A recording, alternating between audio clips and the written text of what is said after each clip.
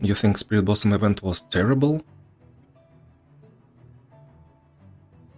I strongly disagree that it was actually terrible. Like, well, let me explain. So, there are different perspectives that we can look from, and well, let's say there are three perspectives. One is kinda insider information, and we know that event will be going on again in 6 months and things will be different.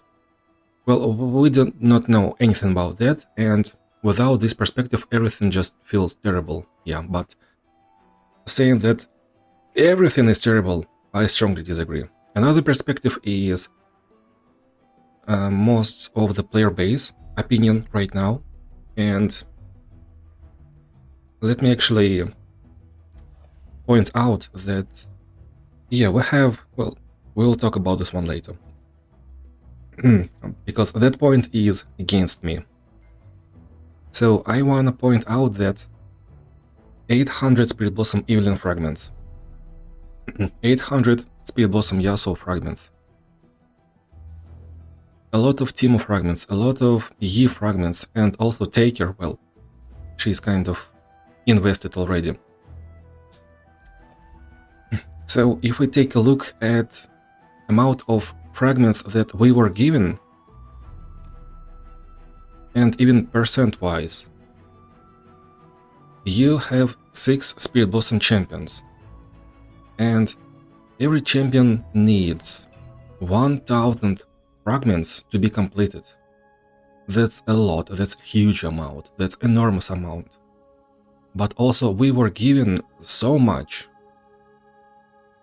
Well, me personally, I opened every Spirit Blossom chest.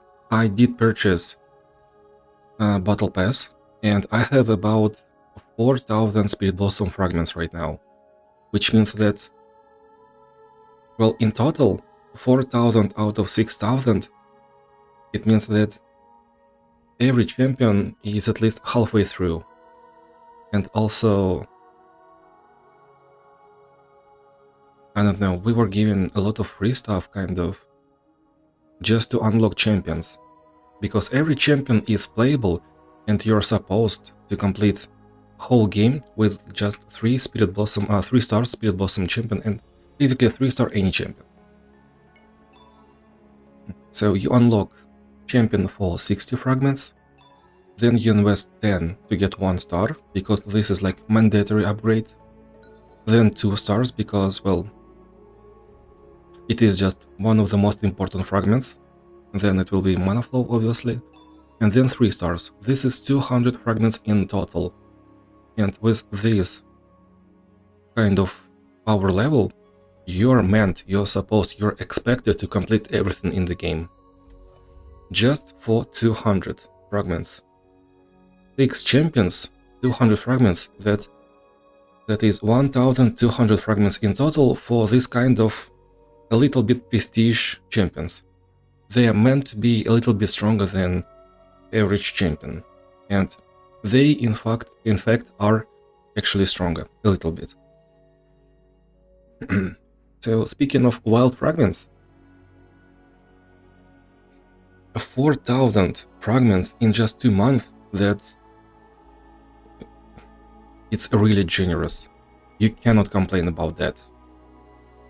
Then we take a look at Star Crystal resource.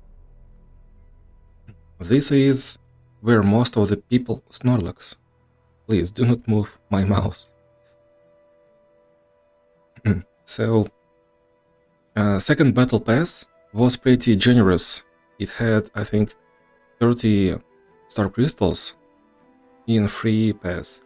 So it was really kind of generous too, in a way that you can unlock rune on every champion, and sometimes even 4-star upgrade, like overkill and cannot stop, will not stop, and stuff like that.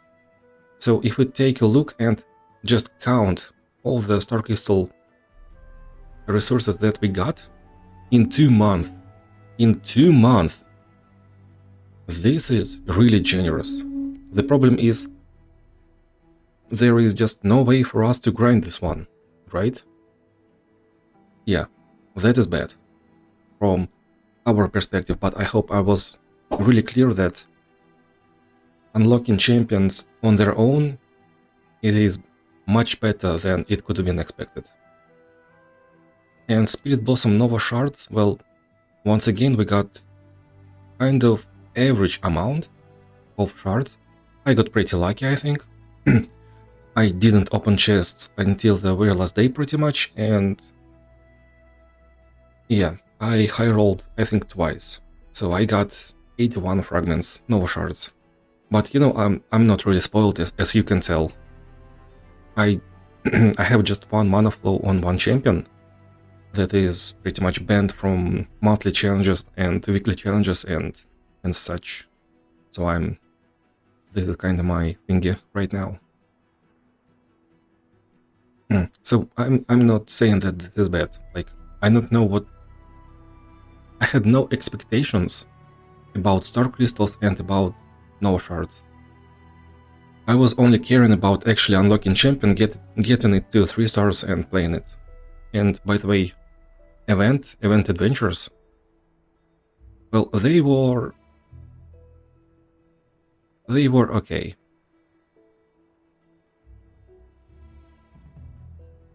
Well, to me, let's finish with champions first. Is there anything else to say?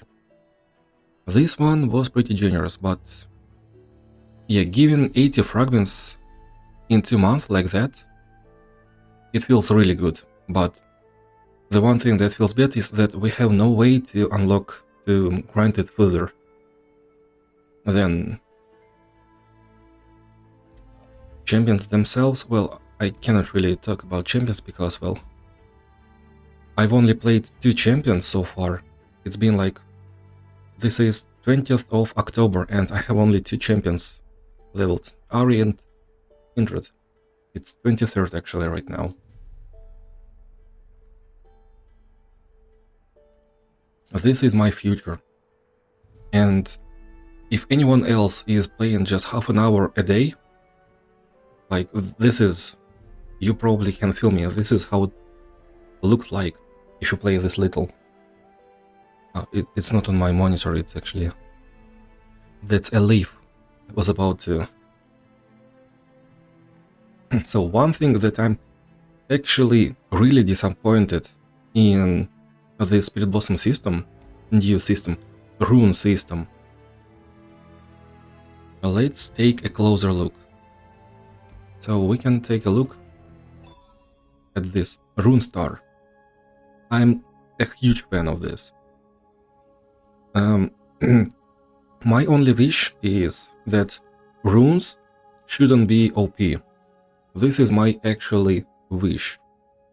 I understand that they will most likely be like pay-to-play stuff and it will be bad, but I honestly think that they shouldn't be strong. When an ephemeral ally gains stats, it gains twice that many instead. This is really strong. But what I expected, like Explosive Finale, is kind of legendary.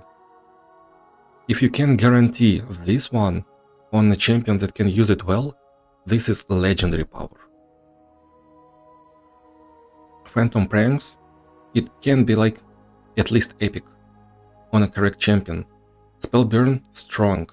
Taste of Sorcery, this, like if you have 6-star champion and you have just this, Arcane Emissions, Taste of Sorcery, in several cases you can actually guarantee turn 1 kill, just like that. And Hollowed, well, this is the one that I really like. In terms of power level, like, you have to work for this one. You need to trade units.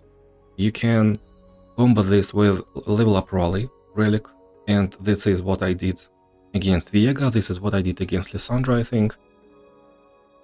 We have those videos right now, right? Yeah, this is noisy at my place right now.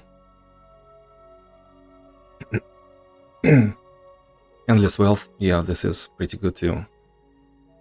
So, what I was about to say,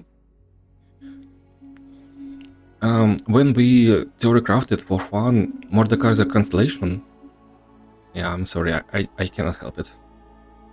So when we were theory crafting Mordekaiser constellation, we had this idea that his 6-star either must be broken, either his star is broken, 6-star is broken, or he has like 2 common 4 and 5 stars, which can be like Phantom Pranks and Explosive Finale, Explosive Entrance, sorry.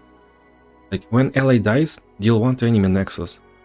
When you deal damage to enemy Nexus, well, that could be a Raiden party, but that's just too much synergy. Explosive Entrance, when creature is summoned, deal 1 to enemy Nexus. This can be kind of funny, but it will not be broken. And you do not need to make his 6-star actually broken.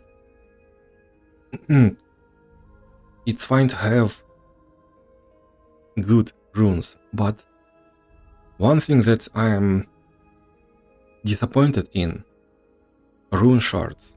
This system, like, how do you get these runes? Right now, the only way to work with this rune system is to open chests and to get duplicates. This is how we get extra rune shards.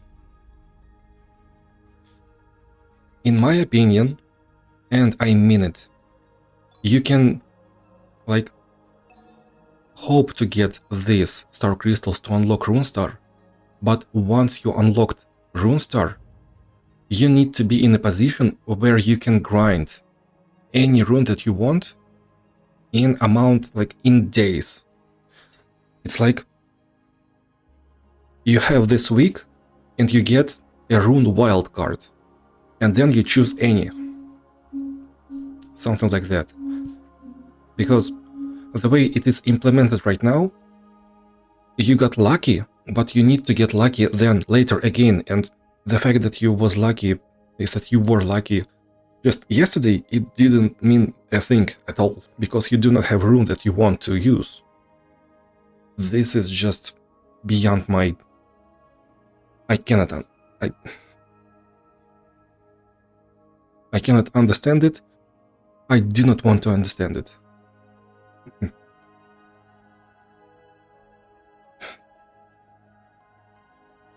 So yeah, I'm not really mad about Nova Shards, I'm not really mad about Star Crystals, but this system, I'm just sincerely a little bit disappointed.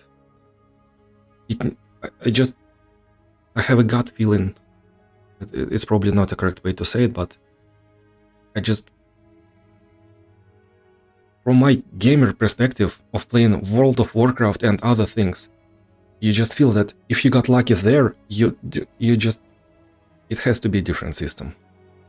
I hope you got what I'm trying to say. Like, if only there was something like weekly Spirit Blossom challenges, or maybe weekly Spirit Blossom adventures to get... Like, if you have this Spirit Blossom, and then it has Spirit Blossom Nightmares, or Spirit Blossom, Weekly Spirit Blossom, okay? We can have 2 or 2.5 stars adventure for 1 Spirit Blossom chest, then another one for like 3 rune chests, and another one for, I don't know. I just do not want to say numbers, because, well, if I say 4 Nova Shards, it means that we just need 25 weeks to get 1 6-star champion. This is both bad and good, because it is 2 champions in 1 year, but it is also... This system is just done in 3 years, and this is not what developers want. They want the system to be like a little bit more continuous. It shouldn't be infinite, but it should be different. If only we had those weeklies, yeah. Well, yeah, Snorlax. Even it can be even better if these were monthlies. Like imagine, so Spirit Blossom event could have been something like it persists for 3 months actually, and just doesn't go away in a way. And a third month is something like, and now we unlock a weekly, monthly Spirit Blossom stuff. So we can have two easy adventures, one kinda deadly adventure, or maybe just vicious enemy adventure, without huge reward, okay? Just a chest. So you can have, I don't know, 3 rune shards, rune chests, something else, and just 1 Spirit Blossom chest. Oh, no. Maybe you can even have like 20 Spirit Blossom fragments, just as a reward. Because you need 200 to make it playable, you need 60 to unlock a champion, and there are 6 champions, so this is really not that much. I don't know, so anyway, if we could have had monthly Spirit Blossom challenges, that in the end, like challenge number 30, it has superior Spirit Blossom chest, maybe. Or maybe like 5 normal Spirit Blossom chests, okay? That's about the same. Snorlax, what are you doing?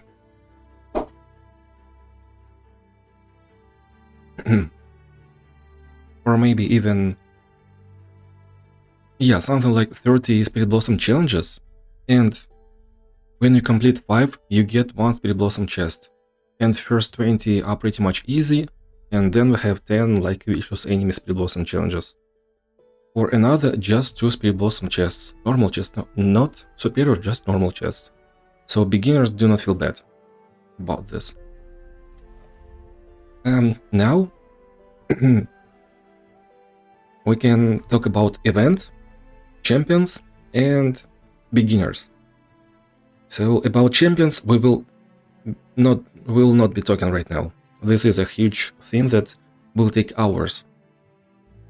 Event later, and now I'd like to point out the Spirit Blossom event, how it is as a whole for beginners. So we actually kind of survived this event, okay? I just don't know the correct word. Like, we were here when it was present. And we were given a lot of free stuff. It was really generous. Talking about fragments. And then we have beginners that didn't play the Spirit Blossom event. So there will be a person that comes to my chat and asks like, yo, these Spirit Blossom champions, they cost twice as much. Snorlax, please. We will be playing with Cat right after this video. So beginner will be asking, they cost so much? Are they even worth it? And what can I say? Like this whole system, well, I understand. So we have 11 regions, normal regions, and person asks me, how do I get 6 stars? And the only thing that I can say, maybe in a year, maybe in 2, you will be lucky enough to get enough Nova shards. Maybe you will not, like, I don't know. Just keep playing daily and get your rewards, and eventually it will be like this. That's the only thing that I can say. And speaking about Spirit Blossom, just speaking about fragments, this is exactly the situation that I'm not really looking forward, but it will be like this. So any Spirit Blossom champion costs 200 fragments to get to 3 stars. And you can complete anything. You're expected to complete anything with just 3 stars. But going further, I just cannot. Like, you can have 5 wild fragments a day. 5. So completing one Speed Blossom champion will take 200 days. This is 3 to 4 years in total, if we measure everything in wild fragments.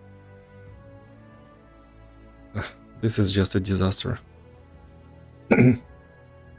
Like, it really kind of hurts my heart to say things like this. It is good that you can complete everything with just 200 fragments, but 800 other fragments, yeah, they are prestige, but it just hurts to say that you will need a month just to get little stars, right? Well, I guess things will be different when this event gets released.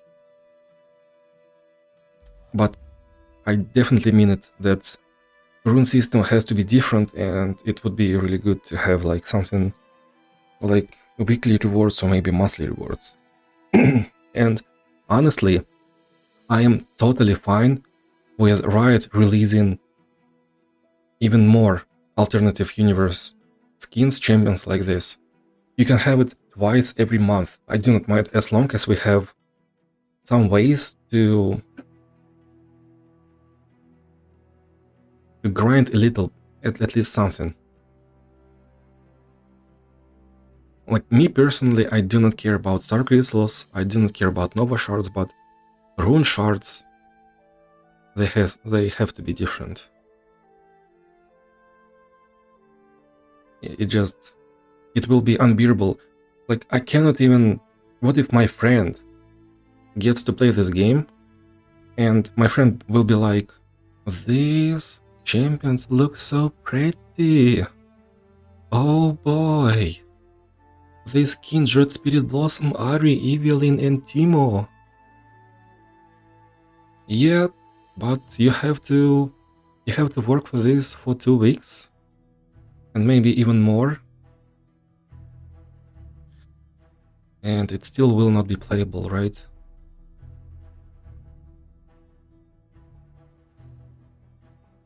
Yeah. And well, speaking about event, Spirit Blossom event, adventures, that was kinda okay, I guess. The first adventure was, we had Nora and Callista.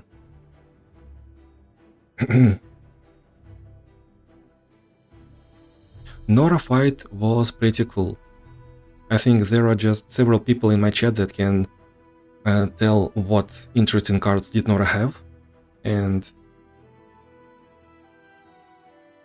usually everyone will just go through that mid-boss like she doesn't even exist, but I'm using mostly 3-star champions, and I did see her deck and she's actually strong. Callista's adventure special rule is pretty much underwhelming. It is interesting, but I hope it will just be gone. So right now, let me show you. We have this. I'm not done with you. The 4 crates, when 4 gains the attack token, grant their strongest ally deathless. It is right here. It appeared right as Titans of Runeterra event has appeared. This is this rule. And Callista's rule is, when one of your creatures died, make every copy of that ephemeral outside of board. Everyone in hand, in deck, will be ephemeral. In nightmares, it will be actually deadly. And even in just Callista Adventure, it was pretty much not that it was not really that interactive, not really that interesting. You just have to... It's like a chore. You either lose health or... It was just... not it. Snorlax.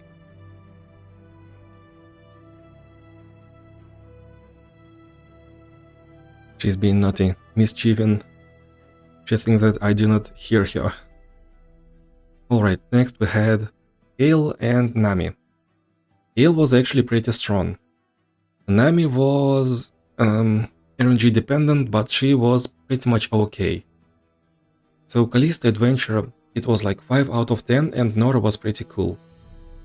Gale, she is interesting, but she is feast or famine, pretty much. But she's okay. And Nami is just interesting in a way that she can do all these little random things. This is exactly why I'm playing card games. Sometimes it feels like that. So once again, this is... well, let's give it +1. So 6 out of 10. That adventure was okay. Then we had Seraphine Adventure. It was actually innovative. Like when you have... This is the elevator, guys. It just happened to be this way. It is a bit broken right now. Elevator, yeah. So Seraphine, it felt really cool. And after playing that adventure 10 times, to get every reward, it still didn't feel the same. So that one was like at least 8 out of 10 in my opinion. Bard was, as a boss, it was really cool to see Bard. But it was even cooler to see that Chime fight in Team Adventure. By the way, I didn't do this adventure, so I knew nothing about Deadly Version. So I don't know if there is Atakan at the end of this, but Atakan in the end of Ima was extreme surprise for me. Seraphine as a fight in her adventure was not really that cool, but Bard was pretty cool to see. Therefore, probably 8.5 out of 10 adventure as a whole. Then we had Jarvan. That one Alpha Claw fight, it was not it. It was just unfortunate to face it. And by the way, Tima pretty much suffered from the same. It was really not fun to go bottom way, south way, into snare trap. Enemy can just high roll Heisho from Nightmare into another Heisho, into playing Burst spell to rally to play something else. I died like that. It was not cool.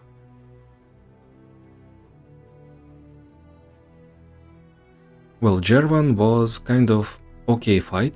It was a little bit challenging. I mean, first fight was... adventure as a whole is really good, had good design, like goodly designed. You cannot say like that in English, right? Goodly designed. So it was decent, better than decent.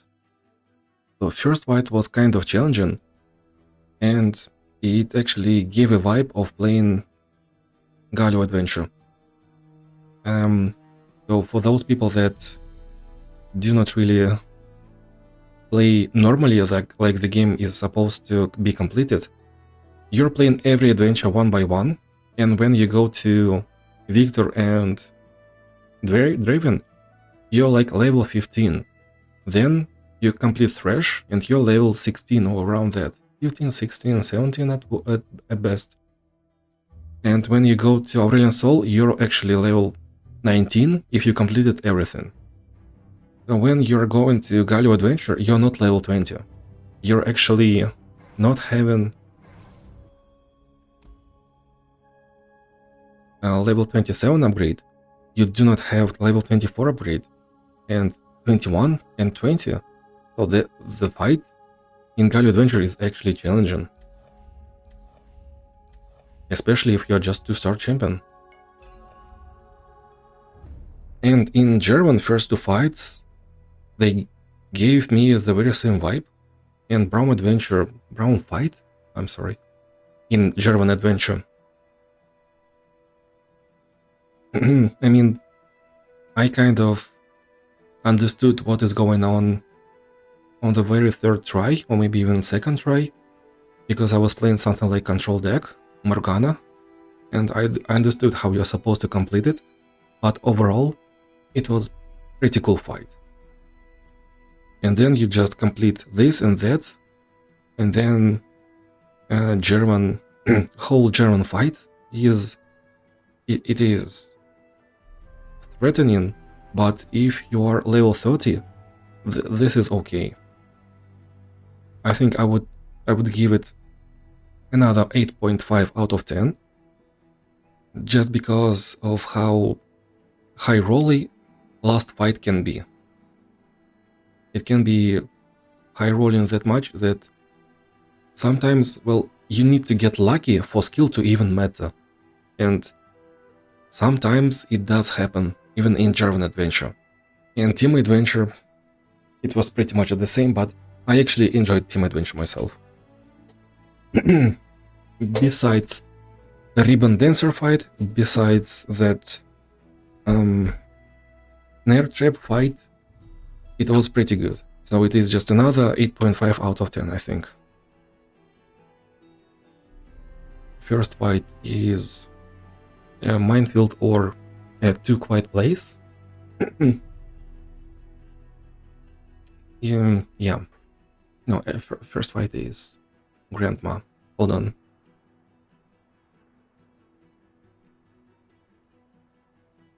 So Grandma fight is oppressive, because Grandma herself is enemy draws 2 and discards 2.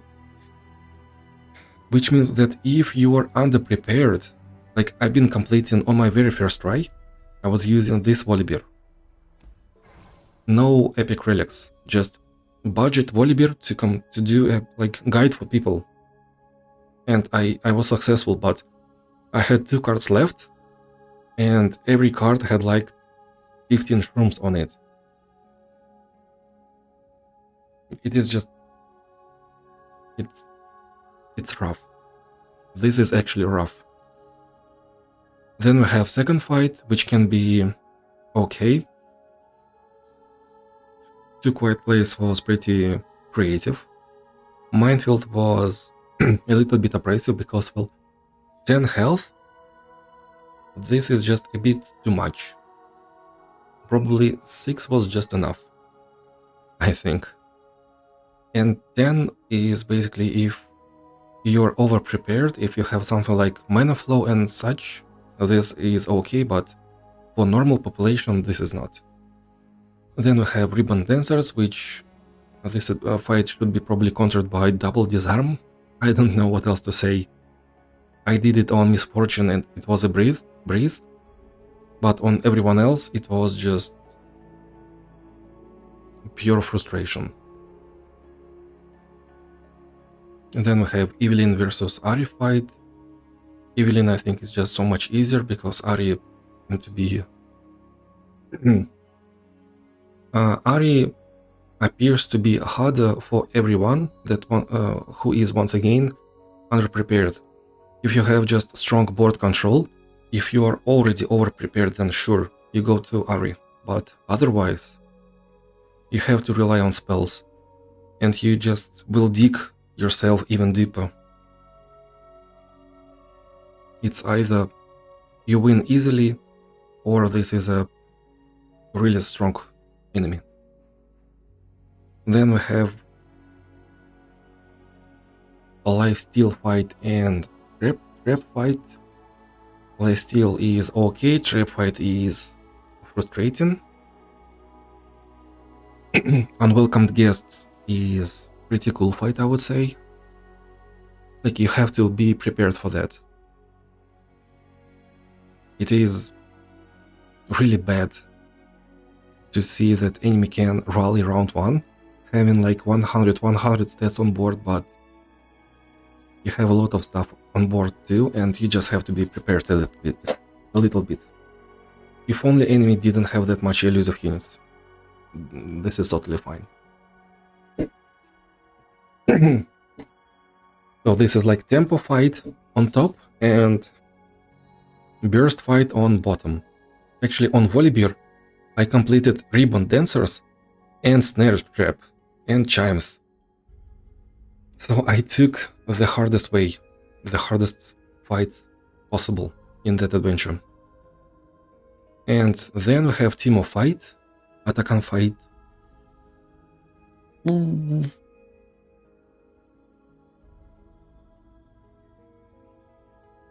What can I say? It's like, you know, when you're playing Aurelia Soul Adventure, you can manipulate everything and you just can complete every fight but very last one. Unless there is like that duplicate round. Fight before last one.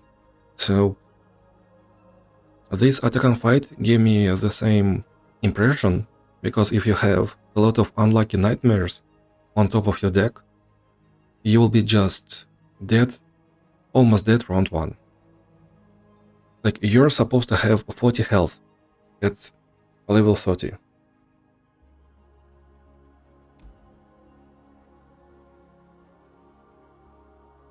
Level 28. 40 starting Nexus health. And you can just be dead in first enemy attack, attacking without attack on if you're just unlucky. So you have to be high rolling.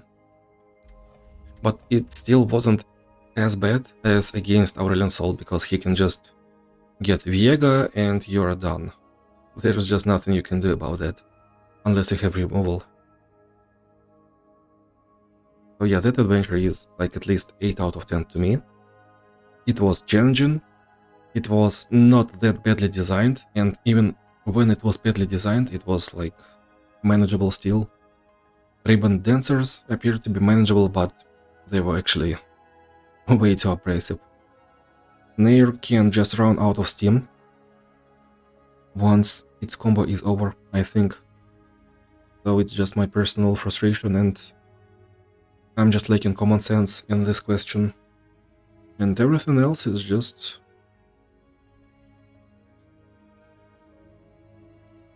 it was okay.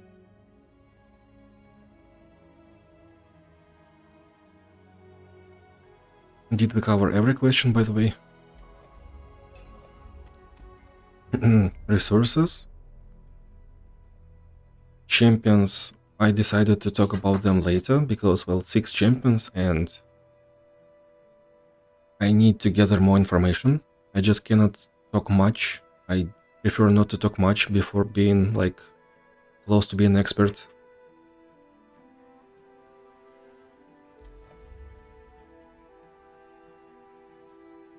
Yeah, I guess that's it.